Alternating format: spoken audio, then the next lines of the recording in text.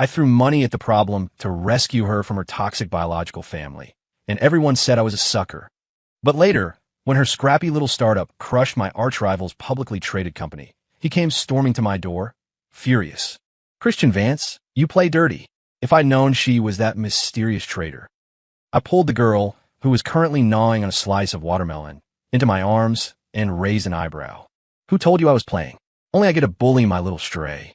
When Georgia Hayes was cornered at the mouth of the alley by her own parents, being haggled over like livestock, I happened to be sitting in my car smoking. The window was half down, and the couple's voices were shockingly loud. 50,000. Don't even think about taking her for a penny less. Her father's face was red, veins bulging in his neck. The Miller boy offered 80 grand. "I'm giving you this price because I see you're serious." Across from him, a greasy, overweight man chuckled darkly. "Come on, old man. This girl is skinny as a rail. 50,000? She's not worth that. 30,000. I'll transfer it right now." Georgia was huddled in the corner against the brick wall, wearing a faded blue dress washed too many times. Her hair was loosely tied back, exposing a slender, pale neck. She didn't cry, didn't scream. She just stared quietly at the concrete, as if they weren't discussing her life. I flicked the ash from my cigarette. My driver, Frank, looked at me in the rearview mirror. "Mr. Vance, this is—" "Pull up." I snubbed out the cigarette. The car glided slowly to the alley entrance. The group turned to look in unison. The car was too conspicuous, gleaming black paint that clashed violently with the peeling walls behind them. I pushed the door open and stepped out, my dress shoe landing in a puddle, splashing a few specks of mud. Georgia looked up at me. Her eyes were clean, not that fake innocent kind of clean, but like glass beads washed by rain, devoid of emotion, yet startlingly bright. "Selling your daughter?" I walked up to the parents, pulling out a checkbook. 1 million. Cash works too. Her father's eyes nearly popped out of his head.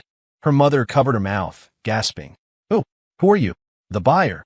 I looked down and filled in the numbers, the pen tips scratching quickly. "Selling or not? If not, I'm leaving." "Selling."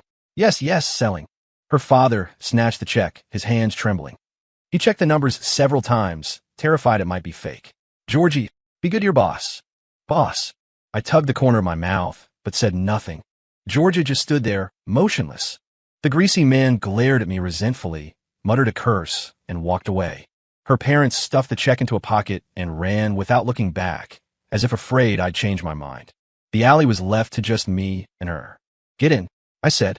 She finally moved, walking over slowly, opening the car door, and sitting in the corner furthest from me. The hem of her skirt had brushed against the wall dust. She lowered her head and gently dusted it off with her fingers.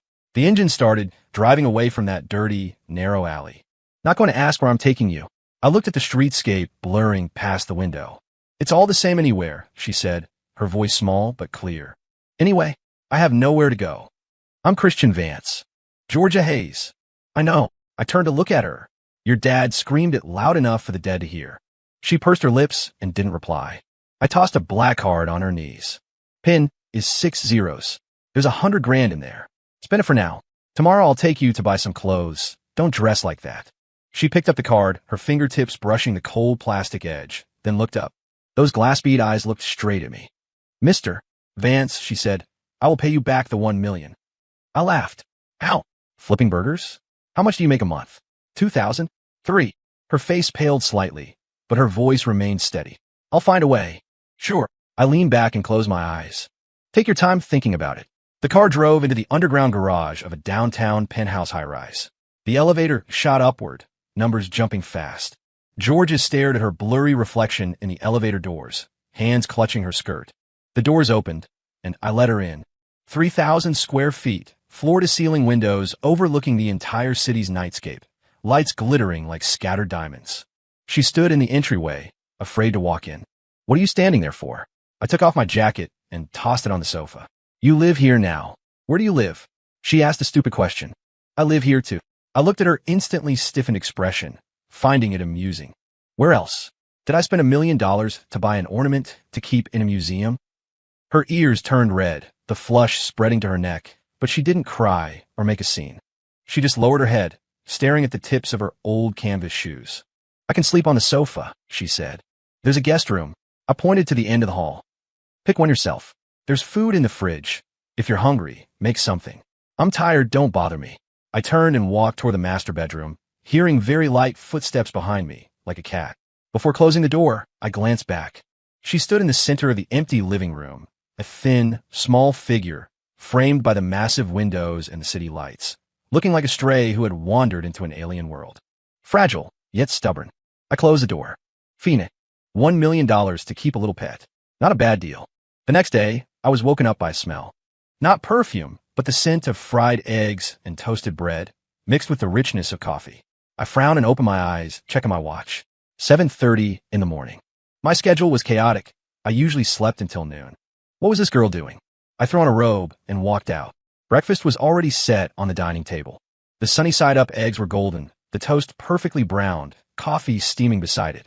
Georgia was wearing an ill-fitting apron, one I got free with some kitchenware and never opened, and was wiping down the counter. Hearing me, she turned, rag still in hand. "Morning, Mr. Vance," she said. "I made breakfast. I don't know if it suits your taste." I pulled out a chair and sat down, tasting the egg. Perfectly cooked, crispy edges, runny yolk. "It's fine," I said. She seemed to let out a breath and went back to wiping her counter. Sunlight poured in from the window, dyeing her hair a pale gold, soft strands sticking to her cheek. She had changed out of the blue dress into a simple white t-shirt and jeans. "Still old, but clean. After we eat, I'm taking you shopping." I took a sip of coffee. "If you go out like that, people will think I'm abusing you." Her hand paused on the table. "I have clothes. Those don't count." I put down the cup. "Anyone belonging to Christian Vance can't look shabby." She didn't argue, just gave a soft "mm." After breakfast, my driver Frank was waiting downstairs. I took her to the most expensive department store in the city center. We went from the first floor to the top. As long as her gaze lingered on an item for more than 3 seconds, I had the clerk wrap it up. At first, Georgia whispered things like "it's too expensive" or "I don't need it." But eventually, she stopped talking, letting me manipulate her like a marionette, trying on one piece after another. Finally, she stood at the store entrance holding over a dozen paper bags, looking a bit bewildered. "It's too much," she said. "We're a new one every day. 2 weeks without repeating." I swiped my card and signed. "If you don't like them, throw them out." She pressed her lips together and went silent. When we wandered into a jewelry store, I told her to pick a necklace. She shook her head and said no.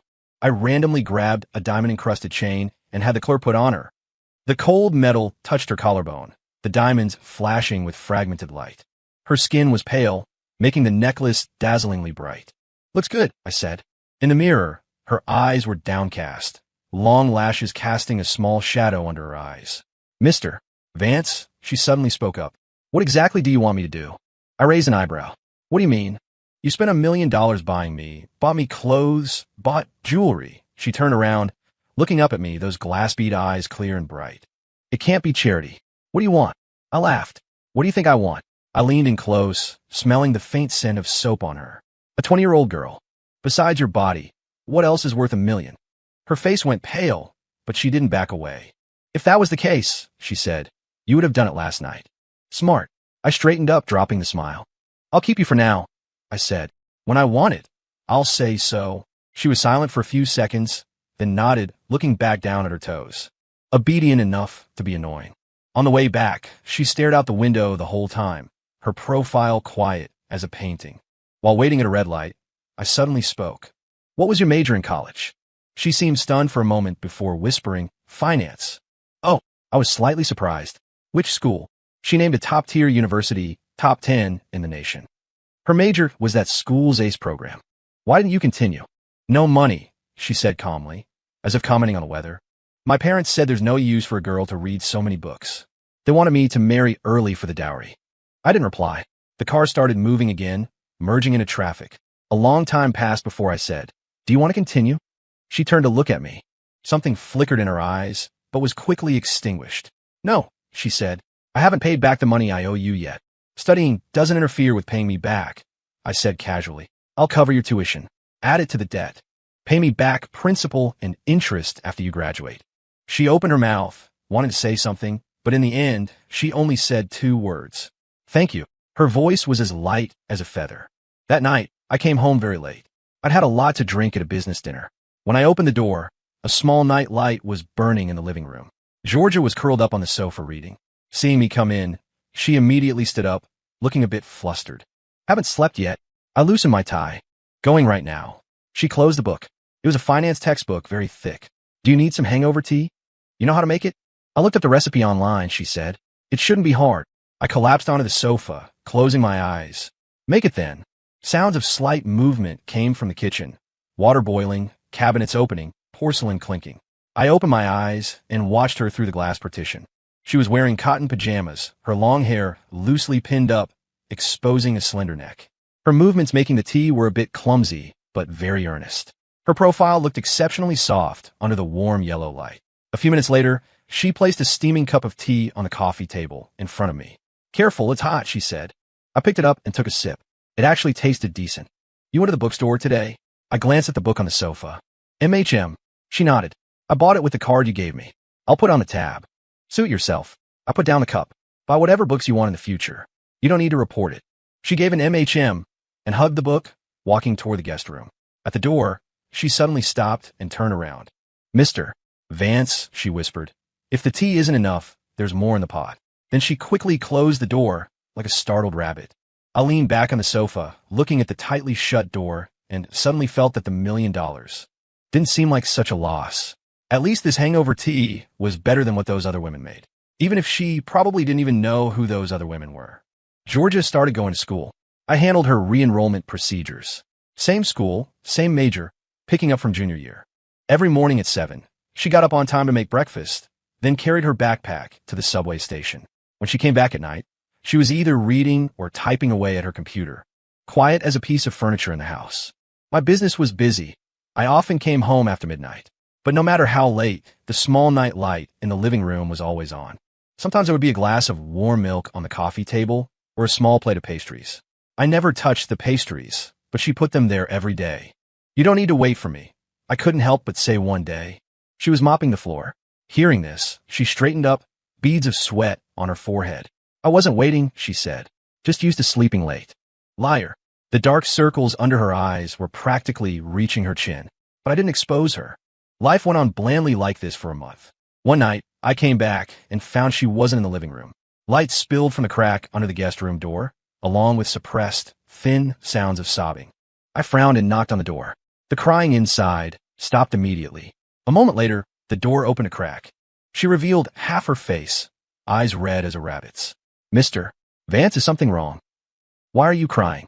I asked. And nothing. She lowered her head. My eyes are just uncomfortable. Lying. I pushed the door open and walked in. The room was simple, just a bed, a desk, a wardrobe. Several thick textbooks and notebooks were spread out on the desk. The computer screen was on, displaying dense data charts. I glanced at it, stock trend analysis. You're trading stocks? I was slightly surprised. Just a course assignment. She hurriedly tried to close the page. I held her hand down. Her hand was very small, very cold, trembling slightly in my palm. Not bad. I looked at the analysis charts. Though immature, the logic was clear, the angle unique. Who taught you? Self-taught, she whispered. I read some books in a library before. I released her hand and leaned against the edge of the desk. Why were you crying? She bit her lip and didn't make a sound. Speak or get out. I had little patience. I hate people crying in my house the most. My parents. She finally spoke, her voice thick with nasal tones. They came to find me again. I raised an eyebrow, asking for money. MHM. Her voice dropped lower. They said the $1 million is gone. My brother needs to buy a house. Told me to give them another 500 grand. I laughed. Out of anger. Did you give it? No. She shook her head. I said I didn't have money. They went to the school to find me, made a scene at the classroom door, said I was being kept by a sugar daddy, said I was shameless. She couldn't continue. Tears fell again, smashing onto the floorboards one by one. I looked at her, wearing old pajamas, hair messy, shoulders shaking as she cried. Pathetic as hell. But in those tear-stained eyes, besides grievance, there was a stubbornness she couldn't suppress. So you hid at home to cry? I asked. I wasn't crying. She suddenly looked up, fiercely wiping her face. I just felt humiliated. Humiliated by what? I scoffed. They're the ones who should be humiliated. She stared at me blankly. I walked up to her and lifted her chin. The tear tracks on her face weren't dry yet. Her skin was warm.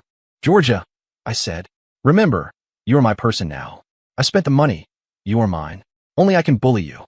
Others, including your parents, I wiped away a tear spilling from the corner of her eye, aren't qualified. Her eyes widened. My reflection mirrored in them. I'll have someone handle it tomorrow. I let go. Focus on school. If anyone gives you trouble again, call me directly. She nodded blankly. Also, I walked to the door, turning back to add, those data analyses, keep doing them.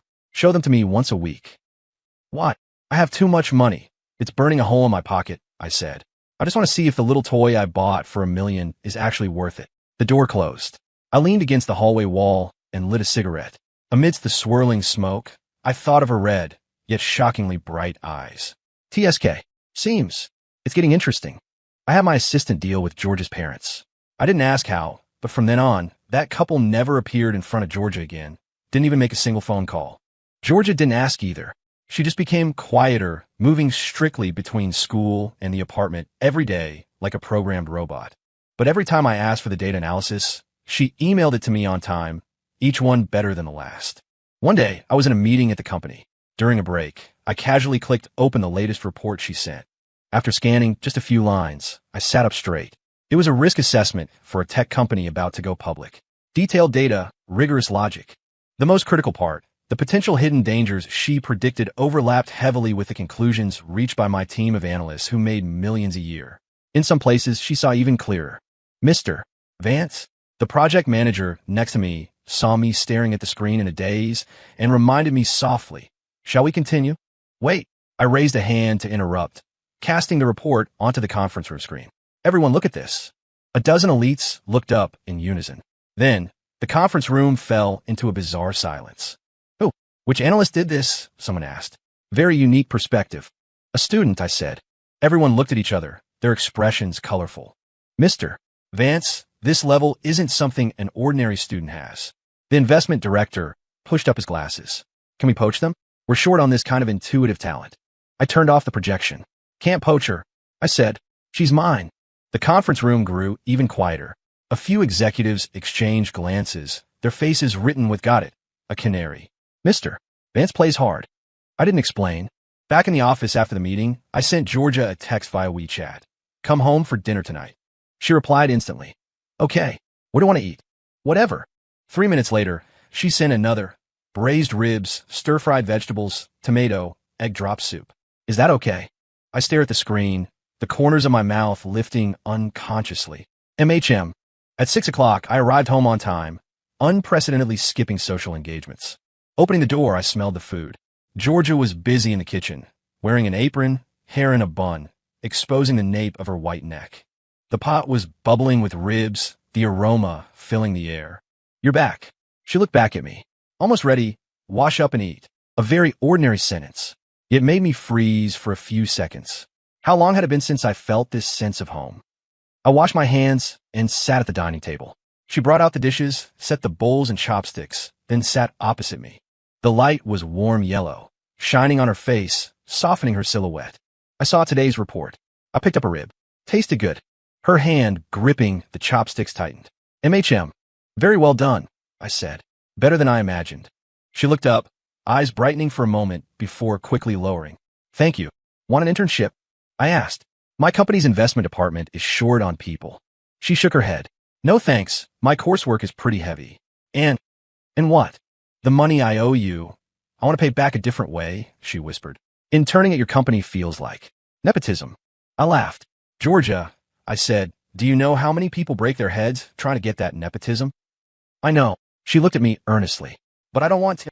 "Then how do you want to pay me back?" I was intrigued. "Keep doing analysis reports? That little bit of work won't pay back $1 million. She pressed her lips together, as if making a big decision. "I'm researching a project recently," she said. "If it works, it should make good money. Then, I'll pay you back principal and interest."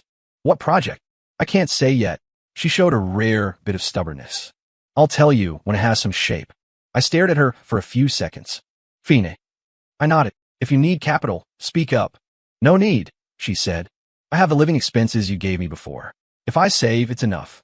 Stubborn enough to give me a headache. But strangely, I didn't hate it. After dinner, she cleared the table and went to the kitchen to wash up. I sat on the sofa processing emails, occasionally looking up to see her back busy at the sink. Thin and small, but held straight. My phone rang. It was my nemesis, Lucas Sterling. "Christian, heard you're interested in that land on the east side next month?" Lucas's voice carried its usual provocation. "Don't waste your energy. I've already greased the wheels upstairs. You can't compete. Is that so? I said carelessly. We'll see. Yeah, confident as always. Lucas paused, then suddenly lowered his voice. By the way, heard you're keeping a little canary recently? Quite precious. Hiding her away so tight. When will you bring her out? Let me have a look too. My eyes went cold. Lucas, I said, watch yourself. Touched a nerve. Lucas laughed annoyingly. Looks like you actually care. Fine, I won't touch your treasure. But Christian, play if you want, don't get serious. A girl from that background. What could she want approaching you? Money, obviously. I didn't speak, just hung up directly. Looking up, Georgia was standing at the kitchen door, holding a drying cloth, her face somewhat pale. I didn't mean to listen, she said. The water stopped, so I just... Doesn't matter if you heard. I put down the phone. He's right. What do you want approaching me? She stood there, fingers twisting the cloth, knuckles turning white.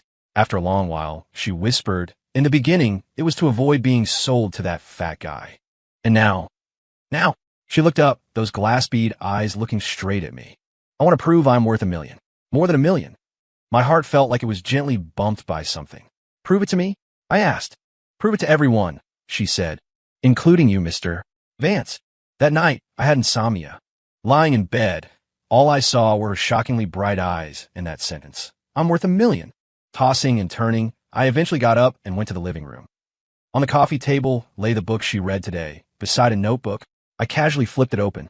Inside were dense notes, handwriting neat and elegant. Flipping to the last page, in the corner was a line of small words, written lightly, like a casual doodle. Must become strong. I closed the notebook and lit a cigarette. Outside the window, the night was thick, city lights sparse. I thought this $1 million might actually be earned back with interest. Though what was earned didn't seem to be money. Georgia started leaving early and returning late, busier than before. She wasn't just going to class anymore. She frequented the library and study rooms, sometimes disappearing for whole days on weekends. I asked what she was busy with. She only said working on the project, refusing to reveal details. I didn't push her. Occasionally coming home late at night, I could see the light on in her room, the clatter of keyboard typing sounding like rain. One day, I was out socializing until early morning, drank a bit too much. When I entered, the living room lights were off, only a sliver of light coming from under her door.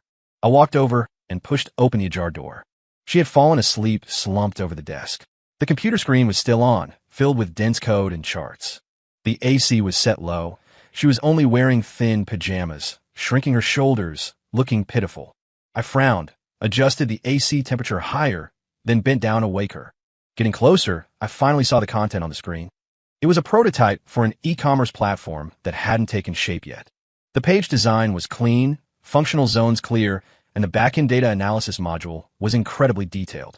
In the open document beside, it was a complete business plan, market analysis, competitor research, operation strategy.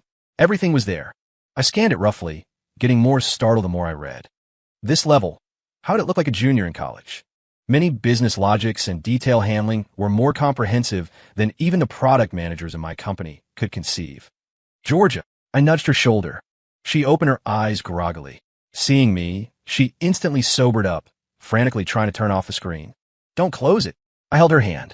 Let me see. She froze, face paling a bit. This is just something I did casually, she whispered.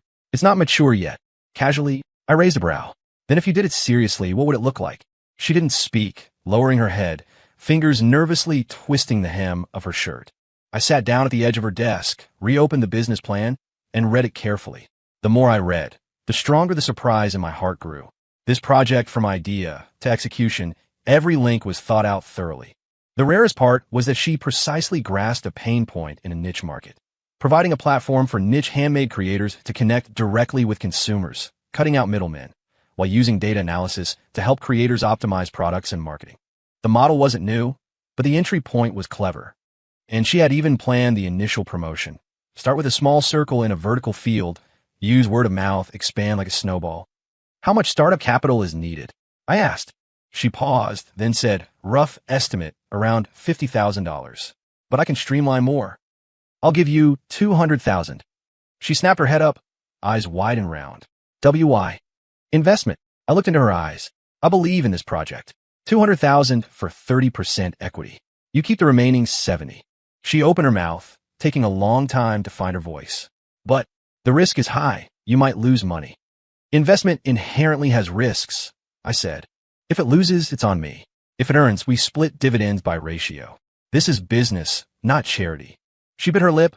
I rims, slowly turning red. Why are you crying? I frowned. If you don't want it, forget it. No. She shook her head, tears falling. No one has ever believed in me this much. I pulled out a tissue and handed it to her. Wipe it off, I said. Tomorrow I'll take you to the company to sign the contract. 200 grand will be wired to the project's exclusive account. You manage the money yourself. Every expense needs a record. I'll audit the books once a month. She took the tissue, wiped her face messily, then nodded vigorously. I'll do a good job, she said, voice still nasal but firm. I definitely won't let you lose money. Better be that way. I stood up. Now go to sleep. If I catch you staying up this late again, the contract is void. She immediately turned off the computer and climbed into bed like an elementary schooler. I turned off the light for her and closed the door. Back in my room, standing before the floor-to-ceiling window, I lit a cigarette. 200,000 meant nothing to me, but investing in a 20-year-old girl to build an e-commerce platform did sound like brain damage. But somehow I just wanted to see just how high this soft-looking little rabbit could jump. The project started faster than I imagined. Georgia used that 200,000 to rent a cheap small office, bought basic office equipment, then hired 3 part-time tech and design staff. She was responsible for the overall architecture and operations, practically living in that space of less than 500 square feet, busy enough that her feet didn't touch the ground. I went to check on her occasionally. Every time I went, she was buried behind a pile of computers and blueprints, hair tied back casually, dark circles heavy as a panda's. But her eyes were bright. When speaking of project progress, her speech was shockingly fast, organized, and spirited, like a different person. Mr. Vance, look at this page interaction. I changed it 3 times. This version has the best user experience. I added a prediction model to the data analysis module. Though the data volume isn't enough now, the framework is set. It can be upgraded later. The first batch of creators has 12 on board. They all have great reputations in the circle. I negotiated exclusive agreements. The commission rate is 5 points lower than the market. I listened, nodding occasionally. Actually, I didn't understand many of the details, but I could tell she put in the work. Have you eaten? I asked. She paused, looking at the time in the corner of her screen. Almost 2 o'clock. I'll order takeout. Don't order. I picked up my car keys. Let's eat out. She hesitated. But there's a meeting this afternoon. Push it, I said. A little while won't matter. I took her to a decent restaurant. After ordering, she was still looking down, replying to work messages, fingers tapping rapidly on the screen. Georgia, I knocked on the table. She looked up, slightly bewildered. Rest a bit, I said. Project is important, but life is more important. She blinked, obediently putting down her phone. The food arrived, and she ate quickly, like she hadn't had a proper meal in days. Watching her, I felt unreasonably annoyed. I'll have someone find a new office, I said. Get something spacious, closer to school. No. She waved her hands frantically. Current one is fine. Rent is cheap. What's the use of cheap? The environment is terrible. I frowned. Listen to me on this. She opened her mouth, but finally just whispered a thank you. After eating, I drove her back. Before getting out, she suddenly turned around. Mr. Vance, she said, the platform's beta test goes live next week. If you have time, do you want to come see? Her eyes held a bit of expectation, a bit of nervousness, like a student inviting a parent to open house. I was supposed to fly abroad for business next week. MHM. Send me the time later. Her eyes instantly lit up, a smile blooming, clean as morning sunlight. Okay. In that instant, my heart felt like something gently scratched it. It tickled. For the next week, guided by some ghost, I delayed my business trip. On the day of the beta test, I went to her small office. 6 or 7 people were squeezed inside, all young faces chattering around a few computers. Hello, Mr. Vance. They all stood up in unison, a bit stiff. Georgia poked her head out from behind a computer, flushed with excitement. Mr. Vance, you came. Perfect timing. The first batch of user feedback just came out. I walked over to look at her screen. Back-end data showed invitations were sent to 200 people. Actual registrations were 187. The conversion rate was astonishingly high. User activity was good too. Average session time exceeding 15 minutes. There's a problem here. She pointed to a comment. A user said the payment process lagged a bit. Tech is already tuning it. What about the creators? I asked. They're quite satisfied. She pulled up another set of data. especially the data analysis reports. A leather worker said our suggestions helped her adjust her product line, and sales went up 30% last week. As she spoke, her eyes sparkled, her whole being glowed. I suddenly realized this might be the first time in her life she gained tangible achievement through her own ability and effort, not as someone's accessory or trade item. Good work, I said. She turned to look at me, smile growing brighter, revealing two shallow dimples. This is just the start, she said, voice revealing undeniable drive. Once we officially launch, the data will be better. I stayed in the office all afternoon that day, watching her discuss issues with tech staff, answer creator calls patiently, frown in thought over data charts. Focused, immersed, capable. By evening, others left one by one. Only she and I remained in the office. Hard work today. I checked the time. Dinner on me? She rubbed her sore eyes and shook her head. I want to watch the data a bit longer. Tonight is critical for the beta. Can't have slip-ups. I'll stay with you. She paused, then nodded. We ordered takeout, eating in the office. While eating, she kept glancing at the screen, afraid to miss something. Georgia, I called her. You don't need to be so nervous, I said. You've already done very well. She put down her chopsticks, silent for a moment. I just don't want to disappoint you, she whispered. Those 200,000 were the chance you gave me. I can't waste it. You earned the chance yourself, I said. I didn't give it. She looked up at me, eyes holding confusion and gratitude. But without your money, I wouldn't even have the chance to try, she said. So, thank you, Christian. It was the first time she called me by my first name. Not Mr. Vance. Christian. That tickle in my heart became more distinct. Eat. I averted my gaze. Getting cold. That night, we stayed until 11. Data remained stable, user feedback getting better. She finally let out a breath, collapsing into her chair. Exhausted, she muttered. You asked for it. I handed her my jacket. Let's go, I'll drive you back. She took the jacket and followed obediently. The night wind was cool. In the car, she sat by the window and fell asleep in no time. Head nodding, finally tilting onto my shoulder.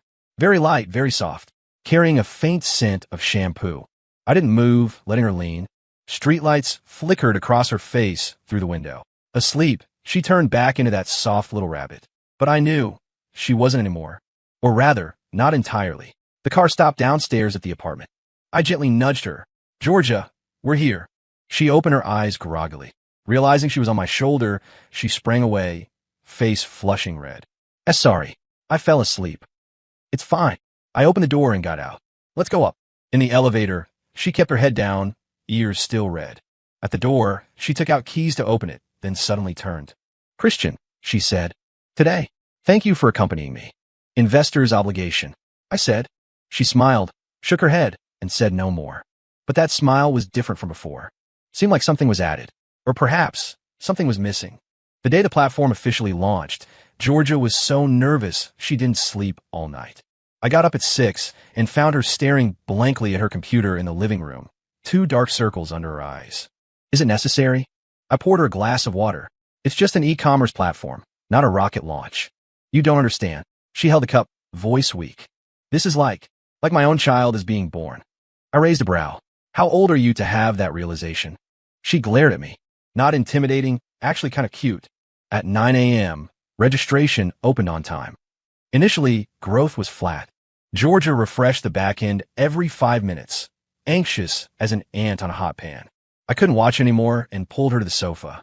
Sit and wait. What will come will come. But no buts. She sat down wilted, but her hand kept reaching for her phone. Around 10 a.m., the numbers started spiking. 100, 500, 1,000. Registration numbers shot up like a rocket. Georgia watched the screen, mouth opening wider. As so many. Her voice trembled. Is there a system error? I had someone do a little promotion, I said nonchalantly. Invested in a few KOLs in relevant fields. She whipped her head around. You spent money? MHM. How much? Not much, I said, as long as the effect is good. She bit her lip, eyes reddening again. Crying again? I frowned. Georgia, you're an entrepreneur now, not a drama queen. Dropping tears at the drop of a hat. Look at you. I'm not crying. She wiped her eyes fiercely with the back of her hand. Just a little excited. I handed over tissue. She took it, blew her nose, then suddenly jumped up from the sofa. I have to go to the company. There's definitely going to be a ton of things today. Eat breakfast first. No time. I said, eat breakfast first. I deepened my tone. She looked at me, then at the prepared breakfast on the table, finally sitting down and stuffing bread into her mouth voraciously. Watching her, I suddenly found it funny. Slow down, no one's snatching it. She responded vaguely, but didn't slow down. After breakfast, I drove her to the company. On the way, she was constantly on the phone, server stress feedback from tech, customer service asking about onboarding flows. Too busy to even drink water. Drink. At a red light, I handed over a water bottle. She gulped down a few mouthfuls, then went back to the phone. I shook my head. Arriving at the office, it was chaos inside. The part-timers were all there, plus 2 new interns. Answering phones, processing data, tension and excitement in the air. As soon as Georgia entered, she switched into work mode, assigning tasks and solving problems methodically. That aura didn't look like a 20-year-old girl at all. I watched from a door for a while, didn't disturb her, and turned to leave. For the next week, platform data kept climbing. Registered users broke 50,000, DUs stabilized above 20,000, transaction volume steadily rising. The biggest surprise was high user stickiness. Repeat purchase rates exceeded industry average. Georgia was busier, sleeping less than 5 hours a day, visibly thinner. But every time I saw her, she was high-spirited, a fire burning in her eyes. One night, I picked her up from the office after a social event. It was 11. Lights were still on. Pushing the door open, she was sitting alone at the computer, staring at the screen in a daze. Not going back yet? I asked. She looked up, eyes a bit red, not from crying but fatigue. Christian, her voice was hoarse. We made a profit. Daily transaction volume broke $50,000 today. She said, corners of her mouth uncontrollably lifting. Deducting costs and commission, net profit is over 8,000. I walked behind her, looking at the screen. Back-end data was indeed beautiful, the curve going straight up without any sign of decline. Congrats, I said. She turned around, looking up at me, smiling brilliantly like a child who scored 100 on a test. Let me treat you to dinner, she said. Although I might not afford anything super expensive yet, I want to thank you. Sure, I nodded. You pick the place. She thought for a bit. I know a food stall. The barbecue is really good. The environment might be a bit rough, do you mind? I don't mind. We drove to the spot she mentioned. Open-air venue, plastic tables and chairs, surrounded by noisy crowds and the smell of cooking smoke. Georgia familiarly ordered skewers, crayfish, fried rice, and asked for 2 bottles of beer. When I worked part-time before, I used to come here with colleagues often, she said while peeling crayfish. Cheap, tasty, fills you up. Watching her skilled peeling, I suddenly felt a bit off. You work a lot of jobs? MHM. She nodded. Supermarket cashier, waitress, passing out flyers. Did them all. Where else would living expenses come from? She spoke calmly, like discussing someone else. What about your parents? I asked. Didn't give you money? They did. She smiled a bit bitterly, but not much. And every time they gave money, they nagged forever, saying I'm wasteful, saying I'm ungrateful. Later I just earned it myself. Peace of mind. I drank some beer in silence. But it's good now. She raised her glass, eyes bright. I have my own career. Just starting, but I believe it will get better. MHM. I clinked my glass against hers. It will. That meal lasted a long time. She drank 2 bottles of beer, talked more and more about childhood dreams, college confusion, future plans. Toward the end, she was a bit drunk, lying on the table, eyes half squinted. Christian, she whispered. You know, meeting you was the luckiest thing in my life. I didn't speak. Even though you're always fierce and speak harshly, she mumbled. But you never looked down on me. You gave me a chance, gave me dignity. She lifted her head, cheeks flushed red, eyes glazed. I will work hard, she said. I will definitely let you know. Your investment wasn't wrong. Night wind blew past, lifting the hair on her forehead. Watching her, that indescribable feeling in my heart became clearer. Georgia, I said. If you really want to thank me. I leaned close, voice low. Take care of yourself. Don't work yourself to death, or my 200 grand really will go down the drain. She paused, then smiled, eyes curving into crescents. Okay. On the drive home, she fell asleep on my shoulder. This time, I didn't push her away. Instead, I reached out and put my arm around her shoulder. Very thin, very small, but seemed able to carry a lot, including my unspoken expectations. In the 3rd month of operation, the platform hit its first major crisis. A competitor with a similar model suddenly launched, using heavy subsidies to poach a batch of our core creators. They were backed by big capital, burning money without blinking. Our data showed a noticeable decline. Georgia didn't sleep for 3 days, meeting with tech and operations teams until midnight to strategize. On the fourth night, I came home to find her sitting on the living room floor, surrounded by printed data sheets, eyes red and swollen. "Cry?" I asked. She shook her head, voice extremely hoarse. "No, just looked at the computer too long." "Liar." I walked over and sat beside her. "What's the situation?" She handed me a report. "They subsidized at least 200,000 this week, poached over 30 of our top creators. Our DEU dropped 20%, transaction volume fell 30. Scared. I looked at her. Not scared. She gritted her teeth. Just unwilling to accept it. "So what's the plan?" "I'm thinking." She stared at the numbers. "Fighting a subsidy war head-on, we definitely lose. Their capital is too deep. So change the thinking." She looked up, eyes refocusing. "They can poach people because they offer higher short-term benefits. But what if we can provide creators with longer-term value? Such as deeper data analysis services, personalized operational guidance, and brand incubation. Many creators don't lack skill. They lack the ability to turn works into brands. We can help them do that." I raised a brow. This idea had merit. "What support do you need?" I asked. "Money." She was direct. "I want to launch a creator growth plan. Need capital for training and resource matching. Also, tech needs to upgrade the analysis model. That costs money too." "How much?" "Initial estimate, 200,000. I'll wire it tomorrow," I said. She froze. "You won't ask how exactly I'll spend it? Don't you have a business plan?" I stood up. "Make a detailed one for me. I'll give you the money, but I want to see every cent spent on the blade's edge." She looked up at me, eyes startlingly bright. "Christian," she said, "if this fails, then try again." I interrupted. "It's just 200 grand. I can afford the loss." She opened her mouth, finally saying just one word. "Okay." For the next month, Georgia poured all her energy into the creator growth plan. She hired professional brand consultants, built a finer backend, and personally ran to offline markets and exhibitions to connect resources. Busy spinning like a top, visibly thinner again. But the light in her eyes didn't dim a bit. A month later, data started to warm up. Though not back to peak levels, the decline stopped. More crucially, the remaining creators became incredibly sticky, several even introducing peers to join. One night, I stayed with her until 11. She was staring at a back-end report, suddenly let out in awe. "What is it?" I asked. "This creator," she pointed at the screen. "Last month's sales were only 2,000. This month hit 15,000. You helped him?" "MHM. She nodded. "Analysis showed his designs were popular with young people, but priced too high. I suggested a budget line targeting the student market. It exploded." She turned to me, excitement unhidden. "Christian, look, this path is right." Watching her, I suddenly wanted to rub her head. Actually, I did. When my hand covered the top of her head, we both froze. Her hair was soft, smelling of shampoo. Her eyes went round, like a startled animal. I withdrew my hand, standing up nonchalantly. "Getting late. Let's go back." "Oh." On the way back, she stared out the window, silent. But I noticed her ears were red the whole way. Another month passed. The competitors' subsidy war finally couldn't hold up.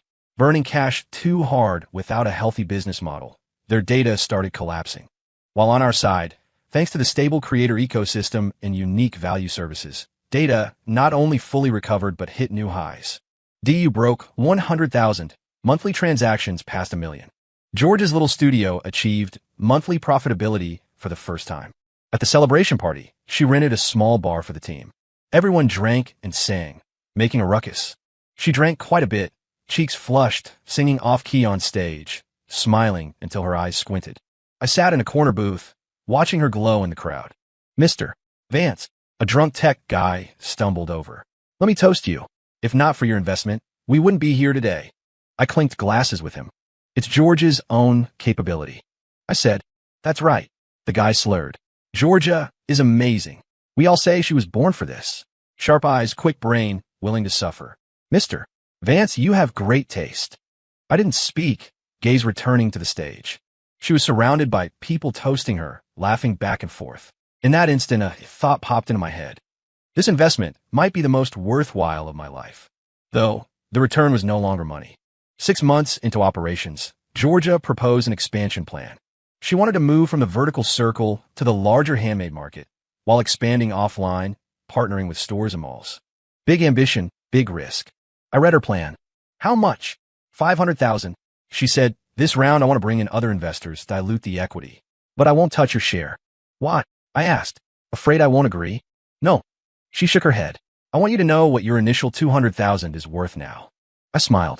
Fine. Do as you say. She started meeting investors frequently, attending startup roadshows and industry conferences. The girl once peddled by her parents in an alley now stood in the spotlight in a tailored suit dress, talking with confidence and ease, radiant. Occasionally, I went to watch her roadshows. The audience was full of suited investors. She stood on stage, flipping through slides, data, cases, vision, speaking clearly and logically.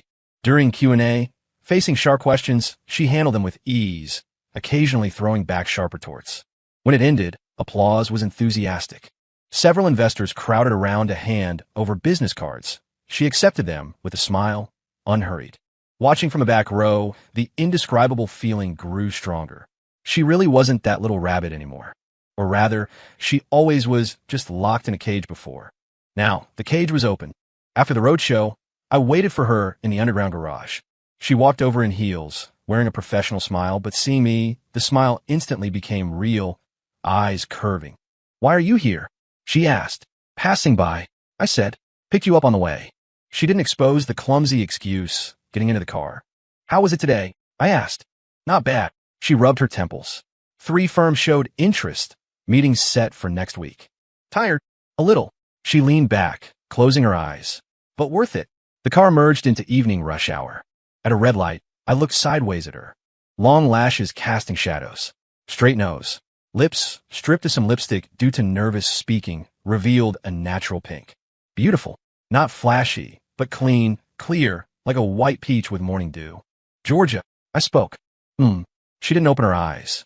If this financing goes well, the platform valuation will multiply several times. I said, by then, the $1 million you owe me, principal and interest, should be paid off quickly. She opened her eyes, turned to look at me. So, she asked. So, I looked ahead. After paying it off, what do you plan to do? The cabin was quiet for a few seconds. I don't know, she whispered. Haven't thought that far. Think now. She fell silent. The light turned green. The car started. A long time passed before she said, probably. Keep running the platform. Make it bigger, stronger. And then, she paused. Then pay you back. Sort out the equity structure. The part you invested, I'll cash out at market price, where you can keep holding it. I'm not asking about that. I interrupted. She looked at me, confusion in her eyes. I'm asking. I slowed the car. After the money is paid, what happens to you and me? The question was too direct. She froze, ears slowly turning red. She opened her mouth. I don't know. Let me rephrase. I pulled the car over, turned and looked at her. Georgia, do you still think you're something I bought for $1 million? Her pupils dilated slightly. If you still think that, I continued, then the day the money is returned, we are square. You can move out, start a new life, completely shed the label of Christian Vance's canary. But if you don't think that, I leaned closer, voice low, then we need to have a good talk about how to interact in the future. Her breathing quickened, fingers clutching her dress. Christian, no ruse.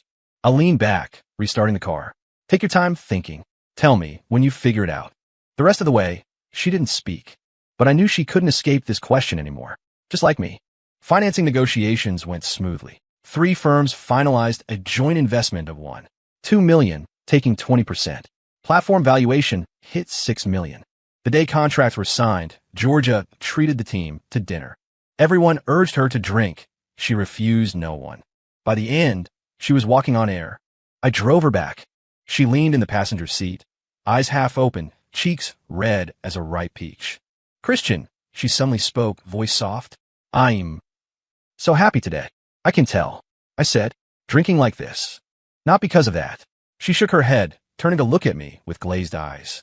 It's because I did it. Did what? Proved I'm worth $1 million. She smiled a bit silly. No, more than $1 million. Now the valuation is $6 million. Your initial investment multiplied many times. You're amazing. Then, are you happy? She asked, looking at me with sparkling eyes. My hand on the steering wheel tightened. Happy. Liar, she mumbled. You didn't even smile. I don't smile much usually. That's different. She tilted her head.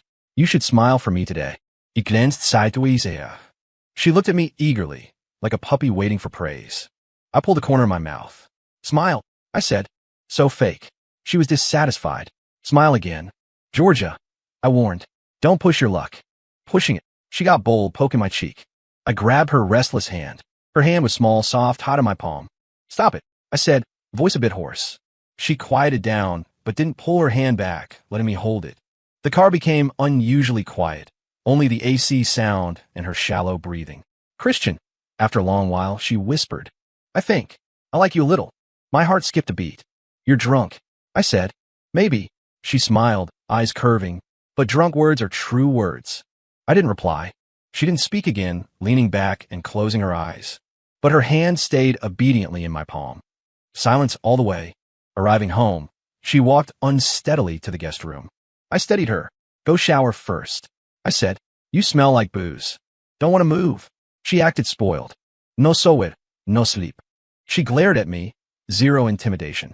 Finally, she went to the bathroom obediently. I sat in the living room waiting. Half an hour later, she came out in pajamas, wet hair over her shoulders, face damp. Come here, I said. She walked over, sitting beside me. I picked up the prepared hairdryer and started drying her hair. She froze, body stiffening, but quickly relaxed. The dryer hummed. Warm air brushed through strands.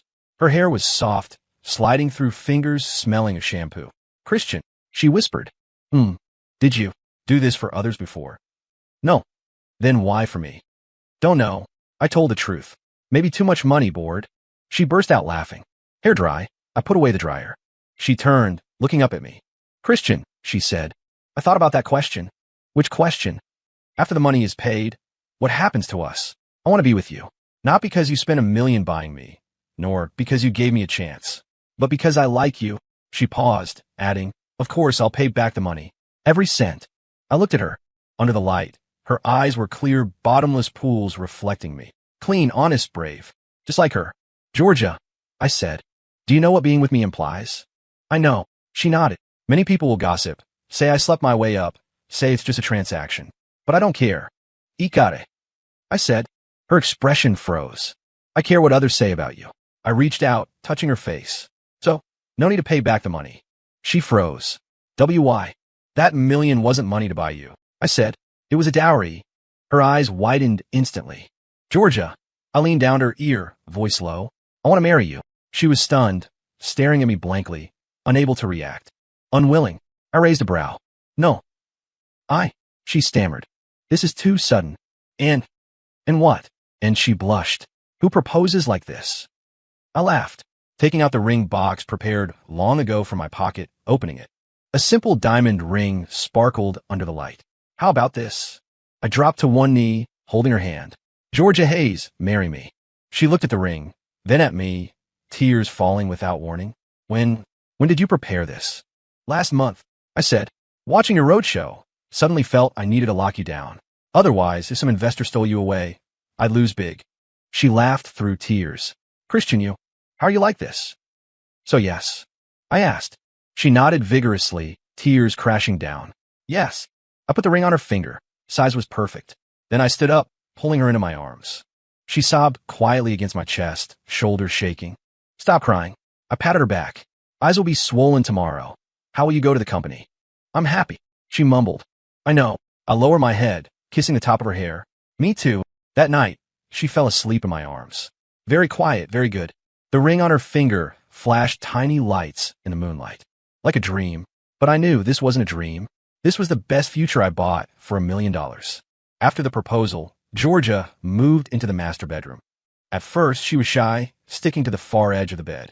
But after falling asleep, she'd unconsciously roll over, like a small animal seeking heat. Every time I woke up, I had a fuzzy head in my arms. Soft, fragrant. Life didn't seem to change, yet everything changed. She still left early and returned late for the platform. But coming home, she'd habitually curl in my arms, rambling about the day. Tech guy Mike bugged out again today. Almost made me curse. A creator wants an exclusive contract. I'm considering terms. Going to Shanghai next week for an industry summit, maybe 3 days. I listened, stroking her hair. Wanting to go with you? I asked. No. She shook her head. You're busy. And I want to try myself. Fine. I kissed her forehead. Call if anything happens. She smiled, eyes crescents. Christian, she suddenly said, I feel so happy right now. This is happy. I teased. Low standards. What do you want then? She poked my chest. You gonna pluck stars and moons? Can't pluck stars, but I can give you better. What's better? You'll know in a few days. She was curious, chasing me to ask, but I wouldn't say. Actually, it wasn't much. Just settled the bad debt her parents left, and incidentally made the greasy guy who tried to buy her for 30 grand pay a price. She didn't need to know these things. She just needed to be her little rabbit, hopping forward. I'd handle the rest. A week later, Shanghai. At the summit, Georgia gave a speech as a rising entrepreneur. I sat in the front row, watching her in a sharp suit dress, confident under the spotlight. We believe real value isn't short-term traffic, but long-term symbiosis. Platform and creators aren't simple supply and demand, but partners growing together. Applause. Speech over, she walked off stage toward me. I stood up, naturally putting an arm around her waist. Spoke well, I said. Really? Her eyes shone. MHM.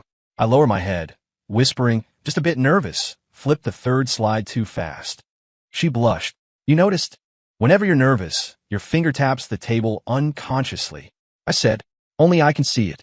She smiled, leaning on my shoulder. Christian, she whispered. I love you so much. I know. I rub her hair. Talk later at home. People around looked over, gazes varied. Envy, curiosity, disdain. I ignored them all. Georgia was my fiancée now, legal, open. Anyone with an opinion could hold it. There was a banquet after the summit. As soon as Georgia and I entered, we ran into my rival, Lucas Sterling. He approached with a glass, wearing a fake smile. Christian, long time no see. His gaze landed on Georgia, meaningful. This is Ms. Hayes, my fiancée, I said, tightening my arm around her. Fiancée. Lucas raised a brow. Fast moves. Congrats. Thanks. Speaking of which, Ms. Hayes' platform has strong momentum lately. Lucas pivoted. Heard valuation past 100 million. Mr. Sterling is well informed. Georgia replied with a smile, neither humble nor arrogant. Of course. Lucas swirled his wine. Also heard Ms. Hayes is building a powerful data analysis model that predicts market trends precisely. George's eyes flickered. That model was the platform's core secret, not public yet. Where did Mr. Sterling hear that? She asked. Never mind that. Lucas laughed. I'm just curious. How did a girl in her 20s build such a powerful model alone? Couldn't be. Christian helping behind the scenes. His tone was sarcastic, implying her success relied on me. Ears perked up around us. George's face didn't change, maintaining a polite smile. Mr. Sterling is joking, she said. The model was developed by me and my team. Though Christian invested, he never interferes in operations. The industry knows this. Is that so? Lucas clearly didn't believe it. But I heard when the platform started, Christian pulled a lot of strings for you. Lucas. I spoke, voice cold. Done yet? Just curious. Lucas shrugged. After all, a little girl from nowhere bootstrapping to this level. Hard to believe. It was bordering on insult. Georgia squeezed my hand. Mr. Sterling, she suddenly said. Heard your company is doing a new e-commerce project lately? Burn a lot of cash, but data won't go up. Lucas froze. I looked at your public data. Georgia continued. Problem is inaccurate user profiling leading to low promotion efficiency. If Mr. Sterling is interested, I can analyze it for you, for a fee, of course. Lucas's smile couldn't hold. Ms. Hayes jests. Our project doesn't need your worry. Pity. Georgia looked regretful. Thought I could help. Someone nearby stifled a laugh. Lucas, face green, walked away with his drink. Georgia exhaled, looking at me. Was I too impulsive? No. I kissed her forehead. Beautifully done. She smiled, eyes sparkling. After the banquet, we returned to the hotel. On the way, she leaned on my shoulder, whispering, Christian, thank you. For what? Thank you for never thinking I couldn't do it because I'm a girl or young. She said, thank you for believing in me. Because you're worth it. I said, Georgia, you are stronger than you imagine. She didn't speak, just hugged my arm tight. That night, she slept exceptionally peacefully in my arms. I knew from now on, no one could look down on her, including herself. After returning from Shanghai, Lucas's company ran into trouble. His cash-burning e-commerce project was exposed by media for faking data. Stock plummeted, investors pulled out. Lucas was frantic. When I got the news, I was eating breakfast with Georgia. She nibbled toast, reading news on her phone, expression complex. Did you do it? She asked. No. I said. He did it to himself. But, Georgia, I put down my coffee. In business, you dig your own grave. Lucas allowed fake orders to boost data. Exposure was inevitable. She was silent for a few seconds. Heard he's looking for someone to take over. She said, seemed, he looked for you. He did. I nodded. Low price. Wanted me to acquire that mess. You refused. MHM. I said, I wouldn't take that trash for free. She said, oh, and continued eating. But I knew something was on her mind. Sure enough, in the afternoon, she told me she was going out. Where? I asked. To see someone. She hesitated. Lucas asked for me. I frowned. What for? Don't know. She shook her head. Said, wanted to talk. I'll go with you. No. She held my hand. I want to go alone. Watching her firm eyes, I compromised. Call if anything happens. I said, don't make me worry. Okay. She came back 2 hours later. Her expression was calm, but her eyes held a trace of exhaustion. How did it go? I asked. He wanted me to take over his project, she said, sitting beside me. Said the price is negotiable, as long as I help him weather the storm. What did you say? I refused. She leaned on my shoulder. I said my platform is small, but every bit of data is real. I don't want to ruin my foundation for expansion. I put my arm around her. He also said. She paused. Said my success is all because of you. That without you, I'm nothing. Ignore him, I said. Desperate dogs jump walls. I know. She smiled faintly, but I'm still a little sad. Why? Because, she whispered, even now, many people think my success is due to you. They don't see my effort, my ability, only that I'm Christian Vance's woman. I looked down at her. Georgia, I said, do you know why I invested in you initially? Why? Not out of pity, not to keep a canary. I said, because I saw something in your analysis reports others didn't have. What? Talent. I said, an acute intuition for the market. That can't be taught or faked. You have it, so I invested. She looked up, eyes reddening. Really? Really? I kissed her eyes. So, don't care what others say. You know who you are. I know how amazing you are. That's enough. She nodded hard, burying her face in my chest. That night, Lucas called me again. Voice hoarse, age 10 years. Christian, you won. He said, I can see. Nothing to win. I said, Lucas, you lost to your own greed. He laughed bitterly. Maybe, but there's something I want to tell you. Speak. That analysis model of George's, he said. I had people check it. Several key algorithms match perfectly with a mysterious financial trader from 3 years ago. My eyes sharpened. That trader, Lucas continued. Codename White Peach. Active for only 6 months, then vanished. But in 6 months, sniped several public companies, made a fortune. What's your point? My point is, Lucas lowered his voice. Georgia is White Peach. I was silent. Christian, you knew long ago, right? Lucas laughed. That's why you bought her for $1 million. Why you proposed so fast. You aren't keeping a canary. You found a genius trader, a weapon to beat everyone. Duh, I asked. You. Lucas, I interrupted. You still don't understand. Understand what? Why Georgia chose me. I said, not because of what I give her, but because I never treat her as a weapon. She's a person. A flesh and blood person with dreams and talent. I said, and you only ever see her as a tool. Silence on the other end. Eventually, he hung up. I put down the phone and walked to the balcony. Night was thick, lights bright. Footsteps behind me. Georgia hugged me from the back. What's wrong? She pressed her face to my back. Who called? Lucas. I said, what did he say? Nothing. I turned, pulling her into my arms. Just nonsense. I said. She looked up, eyes sparkling in the moonlight. Christian, she said, no matter what others say, I only want to be with you. I know. I kissed her. Me too. That night, we slept embracing. I knew the secret Lucas spoke of. Yes, I knew Georgia was White Peach, the financial genius who appeared out of nowhere 3 years ago and disappeared. But I never asked why she quit, never thought of using her talent. Because to me, she wasn't White Peach. She was just Georgia, the girl in the alley staring quietly at the concrete, eyes clean as glass beads. The one who cost me $1 million but gave me back my whole future. Enough. That was enough. Lucas's company didn't survive, declaring bankruptcy. The day the news broke was the platform's 1-year anniversary. DU broke 500,000. Monthly transactions passed 5 million, valuation nearing 20 million. For the anniversary, she rented a banquet hall, invited all staff, partners, and media. As family, I sat in the front row. She stood on stage in a white gown, hair loosely pinned, revealing the diamond necklace I bought her. Under the spotlight, she was stunning. It hasn't been easy. Her voice clear and gentle through the mic. Thanks to the team, partners, every creator who trusted us. But the one I want to thank most, she paused, looking at me, is my fiancé, Christian Vance. All eyes turned to me. I sat there, watching her. Many say I succeeded because of him. She smiled, clean and open. I don't deny, without his initial capital and support, I wouldn't be here. But I want to say, her gaze firm. Love isn't charity, isn't a transaction, isn't dependency. Love is you believe in me, and I live up to that belief. Thunderous applause. She walked off stage, through the crowd, to me. Reached out a hand. I took it, standing up. Christian, she looked at me, tears and smiles in her eyes. Thank you for loving me like this. My pleasure. I kissed the back of her hand. My honor, I said. Cheers and applause erupted. After the party, I took her somewhere. Where is this? She looked at the strange street. You'll know. The car stopped before a dilapidated apartment building. She froze.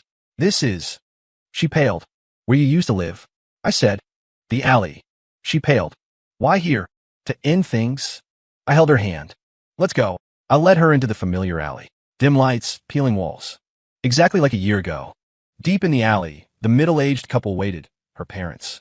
Seeing us, they stood up awkwardly, faces piled with ingratiating smiles. Mr. Vance, Georgia. Got the money? I asked.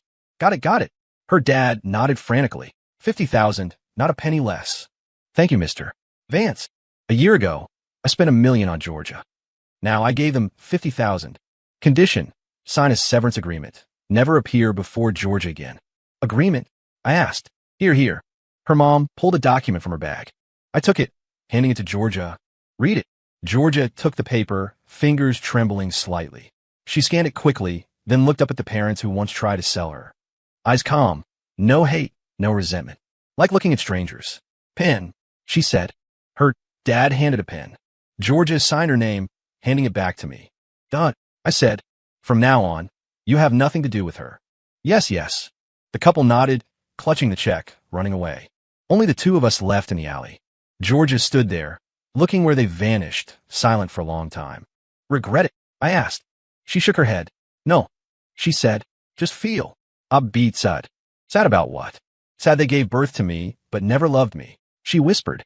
Sad it took me so many years to realize some people don't deserve to be parents. I hugged her shoulders. You have me, I said. We'll have our own family. She leaned into me, nodding. MHM. Walking out of the alley, she stopped, looking back once. The dilapidated building stood silently in the night, like a nightmare. Goodbye, she whispered, then turned, holding my arm. Let's go, she said. Let's go home. The car drove away from the alley toward the bright city center.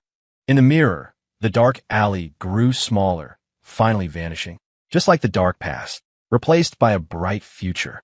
The wedding was set for 3 months later. Georgia wanted it simple. I disagreed.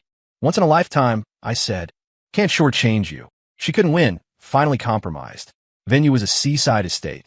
Guests only close family and friends, plus partners. Simple but exquisite.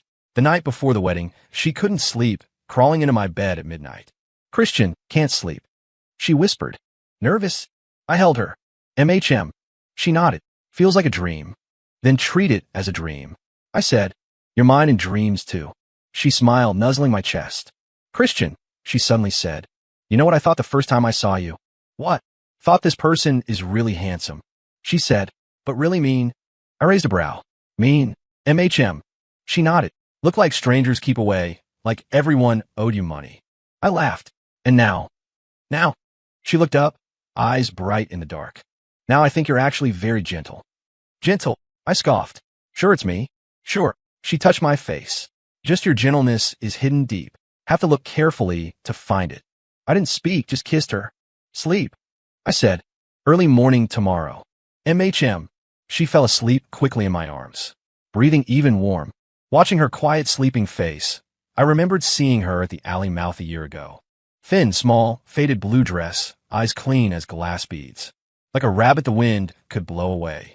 Now, lying in my arms, my fiancé, tomorrow my wife. Fate is strange. After marriage, Georgia's platform valuation broke $100 million. She became the youngest female entrepreneur in the industry, winning awards, media calling her a startup myth. But she remained the same. Home on time, wearing an apron in the kitchen, waiting for me. Occasionally working late, she'd text ahead. Simple, plain, but real. One night, watching TV, News reported her platform got new funding. On screen, she shook hands with investors in a sharp suit. Confident, radiant. Big shot now. She glared, zero threat. Still your wife. True. I held her. So wifey, what's for dinner? Braised fish. She said, your favorite. Virtuous. She smiled, leaning on me. Channel changed to a finance interview. Host asked a financial mogul about the mysterious trader, White Peach, from 3 years ago. Rumor is White Peach retired. Shame. Of course. The mogul said, that talent is rare. If they were still here, the market might look different. Georgia stiffened. I held her hand. What's wrong? I asked. Nothing. She shook her head. Just remembered some past. Want to talk? Silence. 3 years ago, I was indeed White Peach. She whispered. Junior year, needed money. Interested in finance, self-taught trading. Started small, realized I had talent. 6 months, snipe companies made money. And then, I asked, why retire? Parents found out. Her voice dropped. Knew I made money, demanded it endlessly. Didn't get it, went to school, claimed I did illegal things. She paused. Later, they took all the money, said saving for my brother. She smiled bitterly. Then they owed debt, wanted to sell me. So you disappeared? MHM. She nodded. Deleted accounts, erased traces. Wanted to restart, but parents didn't give me a chance. I held her tighter. It's over, I said. MHM, over. She leaned on my shoulder. Thinking back, if they didn't sell me, I wouldn't have met you. Blessing in disguise? She smiled. My life's greatest blessing. Epilogue. 1 year later. Morning sunlight filtered through the sheer curtains, landing on George's sleeping face. She subconsciously burrowed deeper into the blanket, her fingers resting at my waist. I put down the tablet in my hand and looked down at her. Her lashes cast shallow shadows under her eyes. Her breathing was steady, and a faint smile lingered on her lips. Like a carefree child. My phone buzzed. A message from my assistant. Mr. Vance, the bankruptcy liquidation for Lucas Sterling's company concluded today. Sterling flew to Australia last night. I glanced at it but didn't reply. Turning off the screen, I gently brushed a stray hair from her cheek with my fingertip. She stirred, opening her eyes groggily. What time is it? Her voice was soft and waxy, thick with sleep. Still early, I said. Sleep a bit longer. Can't. She struggled to sit up. I have the creator conference at 10 today. Need to go over the plan again. Moved to the afternoon. I pressed her back in my arms. Why move it? She looked up, eyes still misty. Because I kissed her between her brows. Today is our first wedding anniversary. She froze, blinked, and then suddenly smiled. Right, I was so busy I forgot. She wrapped her arms around my neck. Happy anniversary, Mr. Vance. Mrs. Vance? I raised an eyebrow. Where's my gift? Who asked for a gift first thing in the morning? She mumbled, but fished a small box from under her pillow. Here, prepared it ages ago. It was a deep blue velvet box. Inside lay a pair of cufflinks. Simple design, platinum setting inlaid with 2 small pieces of obsidian, the inner band engraved with 2 tiny letters, C and G. I designed them myself. She looked a bit shy. They aren't worth much money, but I made them by hand. I picked up a cufflink, holding it to the light. The obsidian reflected a deep luster in the morning light, just like the color of her eyes. What made you think of making these? I asked. Because you always wear suits. She traced the edge of the cufflink with her finger. I wanted something of mine on you. I took her hand, bringing it to my lips for a kiss. There are already traces of you everywhere, I said, inside and out. The tips of her ears turned red, and she buried her face in my chest.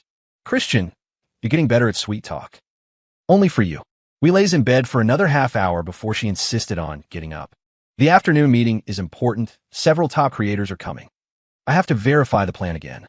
She spoke while brushing her teeth, mouth full of foam. I leaned against the doorframe, watching her. White t-shirt, cotton pajama pants, hair tied in a messy bun, a few loose strands by her neck. She looked like a completely different person from that shivering girl in the alley. Yet, somehow nothing had changed. What are you looking at? She glanced at me in the mirror. Looking at my beautiful wife, I said. Her face reddened again, and she lowered her head to brush vigorously. After breakfast, she disappeared into the study to revise her plan. I sat in the living room answering emails, occasionally hearing the clatter of her keyboard from inside. Around 10, the doorbell rang. I opened it to a delivery man holding a massive bouquet of white roses. Mr. Vance, your flowers, please sign. I took the flowers. The card had only one sentence. To the sweetest peach. The signature was a simple C. I smiled and carried the flowers inside. Georgia poked her head out of the study. Who is it? Flower delivery. I handed them to her. She took them, eyes lighting up instantly. White roses. My favorite. I know, I said. That's why I ordered them. She hugged the flowers, burying her face in the petals and taking a deep breath. Then she looked up, eyes curving with joy. Thank you. That's it. I raised an eyebrow. She stood on tiptoe, pecking me lightly on the lips. Enough. Not enough. I grabbed her waist, deepening the kiss. The scent of roses filled the air. When the kiss ended, she leaned against my shoulder, breathless, the bouquet in her hand squeezed out of shape. The flowers. She protested softly. I'll buy more, I said. As many as you want. Wasteful. Spending money on my wife isn't wasteful. She smiled, pressing her face to my chest. Christian, she whispered, this past year feels like a dream. The dream isn't over. I rubbed her hair, and we'll keep dreaming it. I accompanied her to the afternoon creator conference, though I didn't show my face. I sat in the backstage lounge, watching the live stream on a monitor. She had changed into a light gray skirt suit, hair pinned up to reveal her elegant neck and collarbone. Standing on stage, she spoke with confidence and ease, every gesture filled with grace. The audience was packed, longtime partners, new creators drawn by her reputation. She spoke about the platform's future, the new support plans, and how to make small, beautiful handmade work seen by more people. When she spoke of things she was passionate about, her eyes had a light in them. I leaned back on the sofa, watching her on the screen. I remembered a year ago how she pulled all-nighters in that tiny office modifying plans. Remembered her first roadshow, fingers trembling with nerves. Remembered her in the alley, staring quietly at the concrete, eyes as hollow as a soulless doll. And now, she stood in the spotlight, shining. My phone vibrated. Frank, the driver, texted Mr. Vance. The in-laws called again. Asked if they could meet one more time. Said they wanted to see their grandson. I frowned. Blocked them. Understood. I turned off the phone and continued watching the screen. She was answering questions. A young girl stood up, voice timid. Ms. Hayes, I just started making handmade crafts and have no experience. Will the platform accept me? Georgia smiled, a very gentle smile. Of course, she said. I remember you. The velvet flower hairpin you made is beautiful. The meaning of this platform is to let every serious creator be seen. The girl's eyes reddened, and she bowed repeatedly. Applause erupted from the audience. I leaned back, the corners of my mouth lifting unconsciously. When the meeting ended, she returned to the lounge, kicked off her high heels, and collapsed onto the sofa. Exhausted, she exhaled deeply. Standing and talking for over 2 hours, my feet are breaking. I walked over, squatted down, and took hold of her ankle. What are you doing? She tried to pull back. Don't move. I took off her heels and gently massaged her reddened heel. Don't wear such high heels next time. But they look good, she mumbled, and they make me look commanding. You have command without them, I said. Just standing there, you are the aura itself. She looked at me, then suddenly smiled. Christian, you're really good at sweet talk now. Just telling the truth. After massaging for a while, she suddenly remembered something. By the way, Mr. Zhang organized a dinner tonight. Are you going? No, I said. Staying with you. But Mr. Zhang said he definitely wanted to invite you. Let him wait. I stood up. No dinner is more important than being with my wife today. Her eyes curved up, reaching out for a hug. I bent down and scooped her up entirely. Home. She wrapped her arms around my neck. MHM home. The car left the venue, the setting sun dyeing the sky a deep orange. She leaned on my shoulder, playing with the cufflink on my shirt, the pair she gave me. Do they look good? She asked. Good. Next time, I'll make a different pair, she said enthusiastically. How about sapphires? To match your dark blue suit. Up to you, I said. I'll wear whatever you make. She was satisfied, leaning quietly for a while. Waiting at a red light, she suddenly spoke. Christian, let's have a baby. I turned to look at her. Why the sudden thought? I asked. It's not sudden, she said softly. I've thought about it for a long time. I want a family. With you, with me, and our child. I gripped the steering wheel tighter. Are you ready? I asked. Pregnancy is hard, raising a child too, and your career is on the rise. I know, she held my hand, but I feel now is the right time. I have my own career, I have you, I have a stable life. I want to extend this stability. The light turned green. I restarted the car. A long time later, I said, okay. She smiled, pressing her face against my arm. If it's a girl, let's call her Serenity. She said, for peace and safety. And a boy. A boy. She thought for a moment. Grant, because you granted me a new life. I want to give our child the best of everything.